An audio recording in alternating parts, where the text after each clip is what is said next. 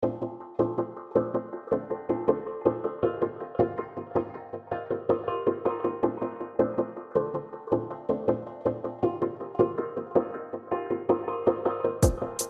back to Life Online.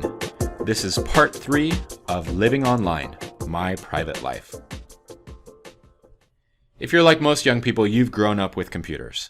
Whether you had them at home or at school or both, you had the ability to access information on the web, and you know how computers work. You know how to browse websites, you know how to send email, you know how to post social updates, and you know how to connect with others using laptops or desktop computers. But what about mobile devices? If you're like most young people, you also have access to mobile devices, and you use them to stay up to date, to connect, to record, to post. How can you avoid unwanted tracking when you're accessing a mobile device? The Disconnect group, the same people that created the Disconnect search extension as well as the Disconnect browser extension, have created a tool that's available for Apple iOS devices called Disconnect Kids. The name is kind of a poor choice, I think, because although the app itself with the information inside is kind of cartoonish and kid-oriented, this is definitely an app that appeals to adults. I am most definitely not a kid, and yet I use this app on all of my Apple devices. The way that this app works is that you can do a search for it in the App Store, and unfortunately it's not yet available for Android, but I believe that they're currently working on a version that is compatible with Android devices. But once you find the Disconnect Kids app, you can install it onto your device, whether you're running an iPad, an iPhone, or an iPod Touch. Once you open up the app, there's actually a second step, and this is a little unusual. What you have to do is click the Tap to Protect button on the app. Disconnect is going to install a profile on your device that essentially puts the lockdown on all of the tracking requests that companies generally make when you're browsing websites on a mobile device. So you're prompted to install this profile on your device. You click install, and you have to again install the profile. Apple just wants to make sure that you really know what you're doing. You enter your passcode, and finally, the profile is installed and verified, and you can click Done. When you do so, Disconnect will check to make sure, and in this case it says, "It worked! You are protected." From this point on, Disconnect is blocking the ability of various ad tracking companies and other network analytics providers to track where I am on the web and where I've come from. These are 3 at the very top of the screen, and if I scroll down, what we see are all of the different tracking and analytics tools that the Disconnect Kids app is blocking on my mobile device. So you have access to this mobile device, and now if you've installed the Disconnect Kids app, you're blocking the ability of analytics trackers or ad trackers to know where you've been on the web. But what if you want to block more information? Or what if you currently have an Android device and don't have the ability to install the Disconnect Kids app? There are still some things that you can do. My screenshots here are going to be of an Apple iPhone because that's the device that I use and am most comfortable with. But Android devices have similar features built in, and they work too. I recommend that you limit the ability of apps to know where you are on the globe. Location services is built into most mobile devices, and it allows applications to use your device's GPS signals along with cell signals to figure out where you are. I recommend that you are very critical about what you allow to know where you are. You'll see that in my screenshot here, I've blocked the ability of all of these different apps to know where I am on the planet. Now that's not to say I don't use location services at all. There are just a few apps that I'm okay with sharing where I am on the globe because it makes my user experience significantly better. But for most apps that are installed on my device, I don't think that they need to know where I am in order to give me a great user experience. Other things that you may want to consider disabling would be in your system services, for example. Location-based iAds are something that you can turn off, or turning off Genius, this is specifically an Apple tool, or the ability of the device to track how much you're using it and for what purposes. Those location services can be turned off. What if you want to stay safe on public networks? There's a tool available to you, and it's called VPN, or Virtual Private Networking. This tool can be a little bit complicated to set up, and if it's something that you're interested in using, you could do a search online to find some step-by-step instructions for how to make it work on your specific device. Basically, the way that it works is this. Let's say that I'm at some sort of coffee shop using their public network. Since it's a public network and there's no password installed on it, all of the web traffic between my device and their public access point is going in the air unencrypted. And that means that snoopers would potentially be able to see that information. By using VPN, or virtual private networking, I'm essentially routing all of my web traffic through my home internet connection. That's the way that I've configured my VPN setting. So here we go. I have my home VPN setting. And the way that this works is when I'm accessing a website, I would see the VPN link or button at the top of the screen. And that shows me that actually all of my web traffic is encrypted and it's going specifically through my home network connection. Even if I'm in Seattle, even if I'm in Portland, it still is pinging back to my home in Spokane, and that's where my web signal is actually originating. And that's the way that I can keep all of my information private. So my emails that I'm sending and the websites that I'm viewing would not be visible by snoopers in that coffee shop. VPN can be a pain to set up, and so if you're not comfortable entering information into fields like these, there are some options available to you. However, there is a fee for these options. So Cloak is one example. Although the Cloak app itself is free, you have to pay to use the service. So Cloak will give you a free trial where you can use small amounts of data via their VPN servers. But after you exceed that trial period, you would have to pay to continue using their services. If you're interested in encrypting files rather than just your web traffic, there are ways to do so. File encryption is an option for you.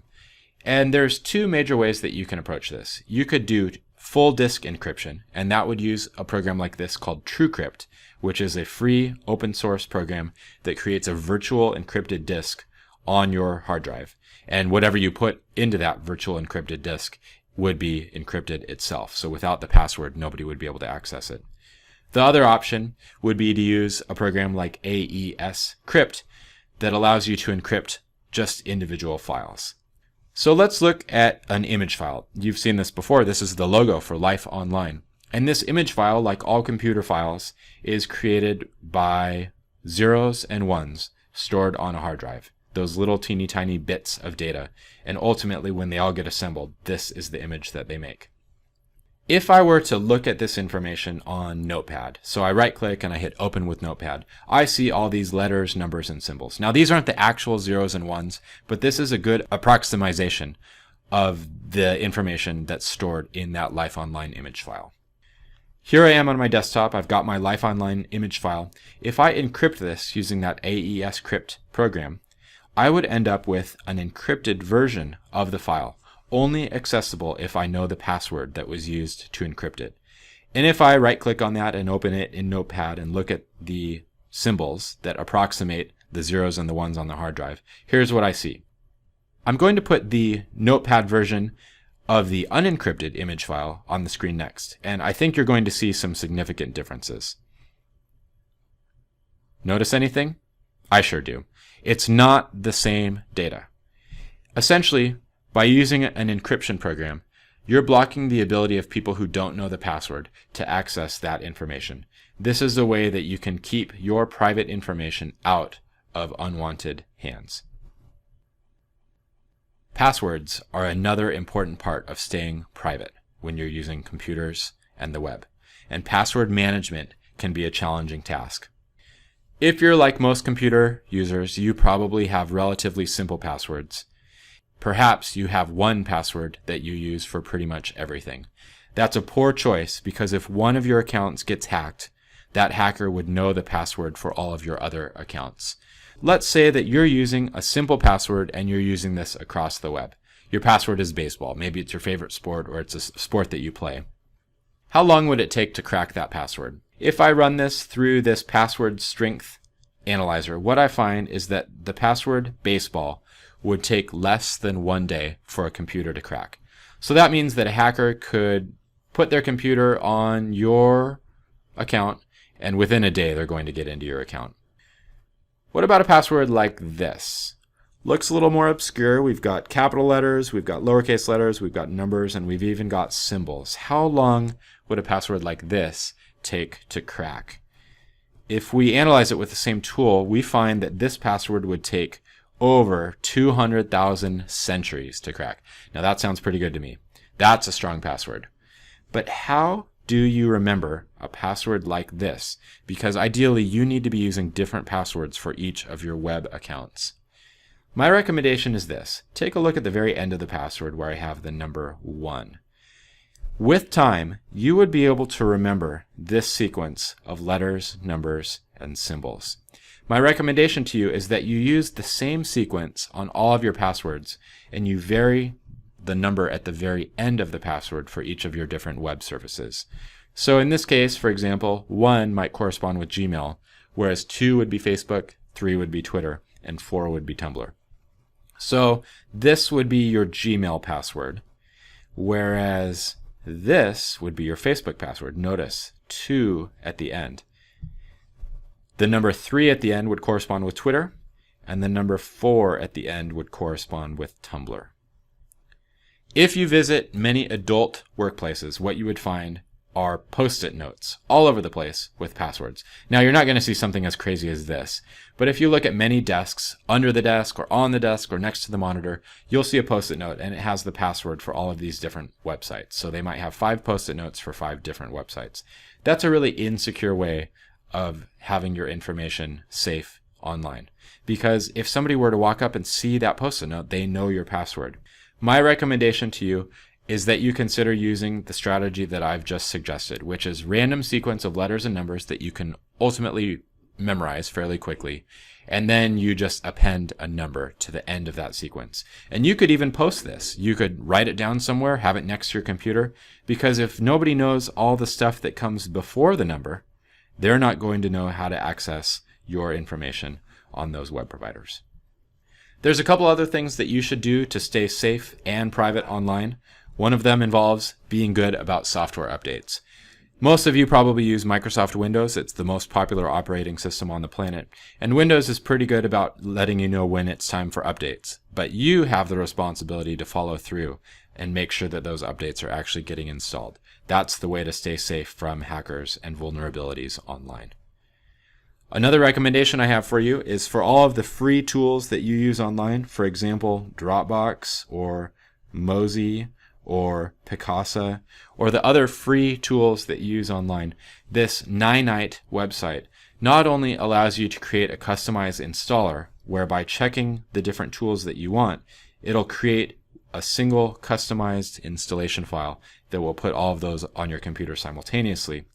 But they also offer a service for $9.99 a year, so you do have to pay for this, but it allows you to automatically update to the latest secure versions of each of these programs. So if you don't like the idea of regularly right-clicking and installing updates on each of those files, you could let Ninite take care of that for you. For $9.99 a year, it may be worth it to you. Other things that you need to do to stay safe, secure, and private is to make sure that you are using malware protection or spyware protection. It's so easy for somebody to pop into your computer with a USB drive and install unwanted software on that device, whether it's a keylogger or a tracker or something else. And of course, it doesn't have to be by USB. Just by installing various programs on the web, you may have inadvertently installed spyware on your computer. You can put various free programs on your device. 2 that I recommend are Microsoft Security Essentials, which provides real-time protection against viruses and spyware. Or consider the Malwarebytes program, also available free of charge, which scans your computer at set intervals to look for malicious software.